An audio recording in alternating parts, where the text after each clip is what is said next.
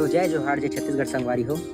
मैं आया हूँ माता शबरी के दर्शनीय स्थल शिवरी नारायण, जिला छत्तीसगढ़ के प्रयागराज भी बोले जाते।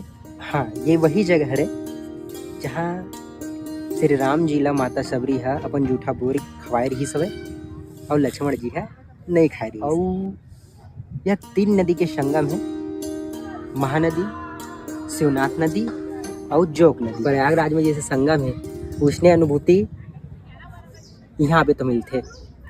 तो मैं तो बहुत बार आ चुके हूँ यहाँ, अच्छा भी लगते यहाँ फेमस जो आप रील में ट्रेंड करत रही से अमेजोन जंगल, यहाँ से करीब वहाँ कोंटे में है, वहाँ से जाते रास्ता।